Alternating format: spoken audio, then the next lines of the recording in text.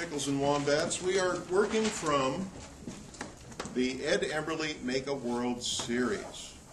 Dear heart, you have your hand in the air. It makes me worry for you because your blood is going to rush out of your hand into your head and you're going to pass out. There. Now, the Ed Emberley series will teach you how to draw everything in the world. Everything in the entire world. All right. Look at the shapes what Mr. Dawson am making with his drawing tool here.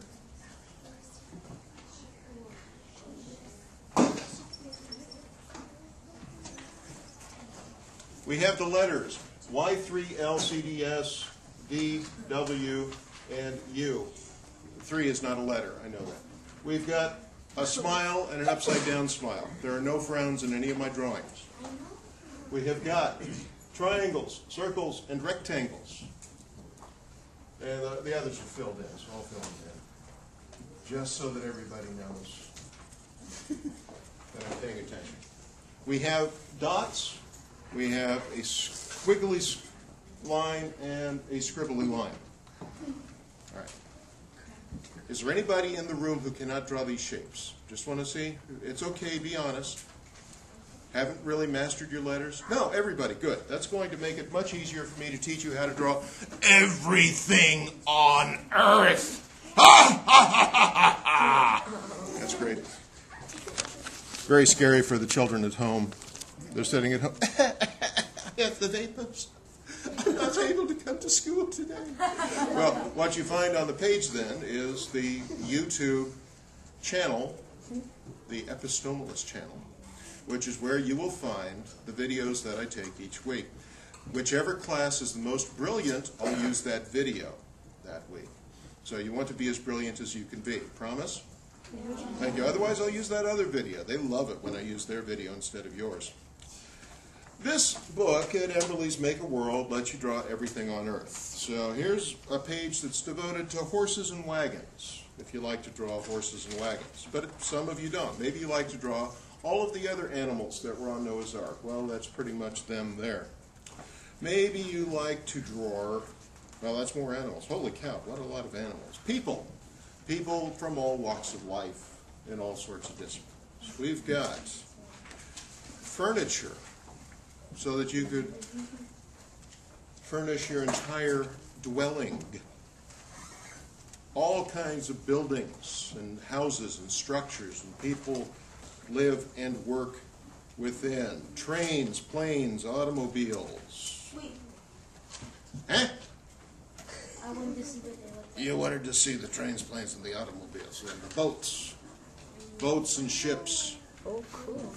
And all of them are created with these shapes. So if you can make those shapes, you can make whatever it is on Earth you want to draw. Are you ready to do some drawing? Yes, Mr. Dawson. Okay, good.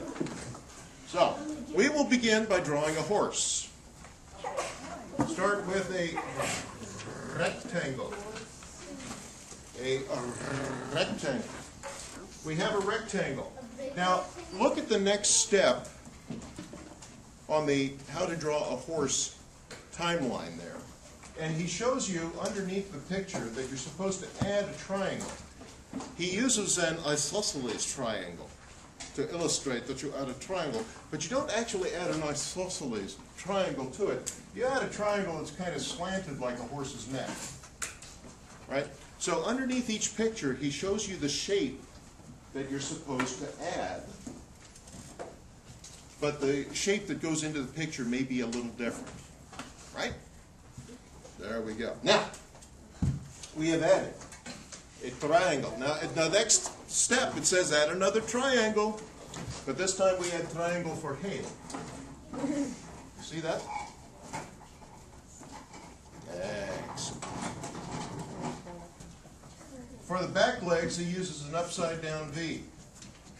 I said that you were going to use those shapes. I didn't say that they would always be right side up.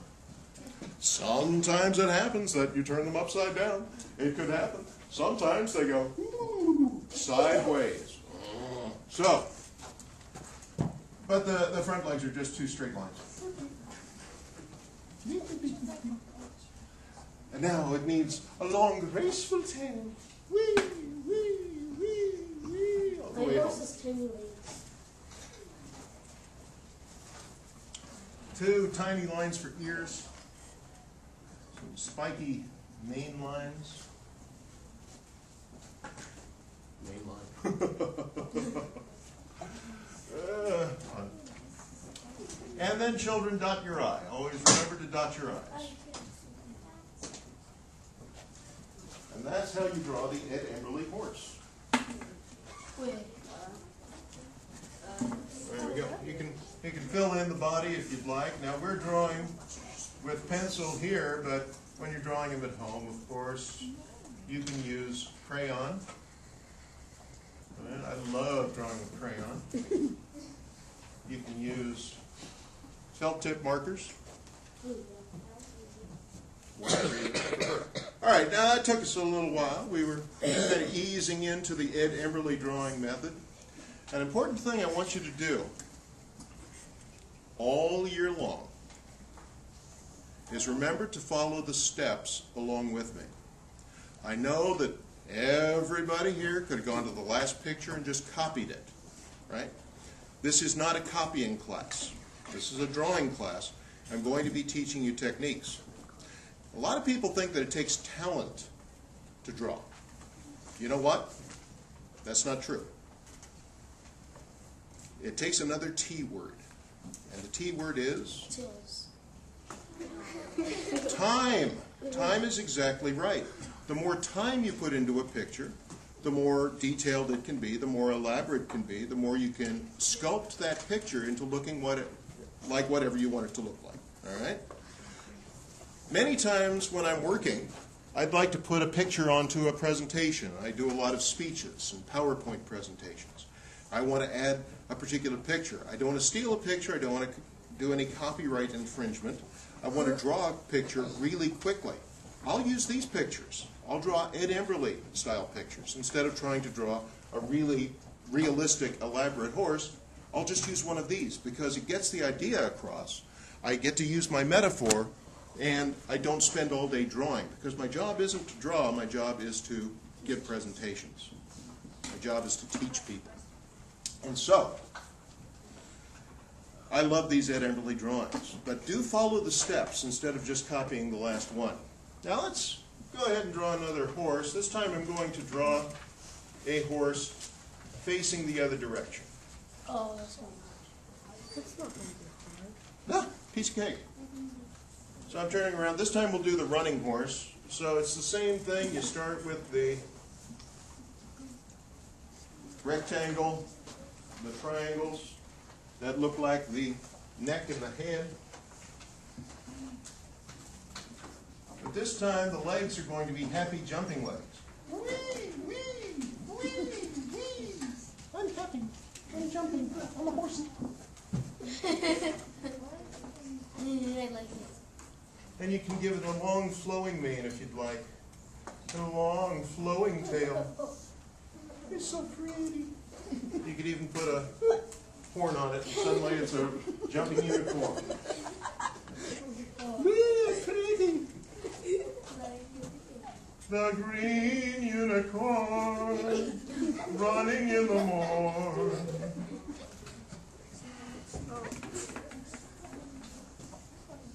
Yeah, I'm copywriting that. I just made up that song on the spot. Can you believe it? Yeah, it's true. All right. Okay, bug. Bug is Elephant. There we go. Drawing is a very zen experience, kids. The fun is in the drawing, not necessarily in keeping them forever. So I don't worry if I erase it. That's the drawing I did yesterday. I want to draw a new one. We are drawing the heffalump, or the woozle. Elephant. Elephant. All right. So you start, this time elephant's got a big old body, don't it? Big old body, big old lump body. So we start with a big old lump. Then we add a head lump for the heffalump.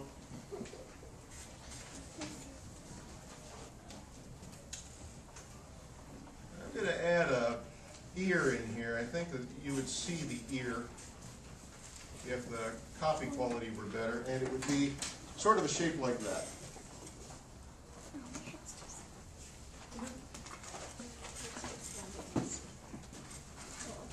Now he's got 4 stumpy legs. I'm going to shorten them a little bit there.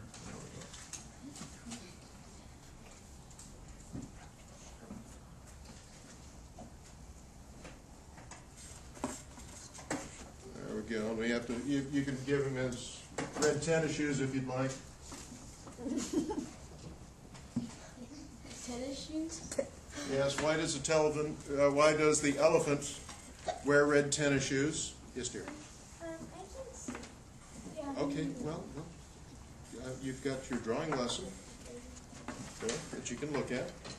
And I do move back and forth. Here, I'll move aside. I realize I'm a better door than a window, that's for sure. Now, anybody, why did the elephant wear red tennis shoes? Yes? Really shout it out.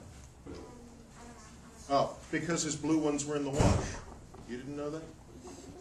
That's right. Why does an elephant wear tennies in the first place? Does anybody know why an elephant wears tennies? Yes. I'm sorry? No? No? No? Anybody know why an elephant wears tennies? No. Because 90s are too small and 11s are too big.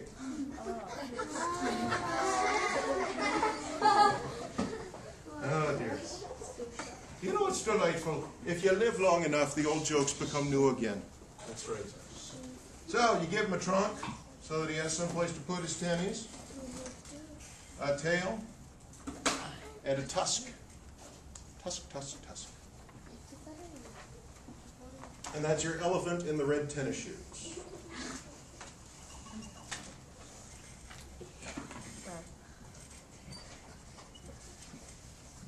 Now, these drawing lessons, I will admit, lose something when they are duplicated in black and white. And so I encourage you to use the actual book itself. And you know what? You have a copy of this book, woohoo, in the classroom. So, if you share it kindly with your friends and neighbors in the classroom, you can see all of these drawing lessons in living color and use them to expand your drawing expertise to draw everything in the world. What about a stick figure jumping off a cliff with, let's see, a lollipop saying, "Wee, I'm a pretty pony." Drawing everything in the world comes on you.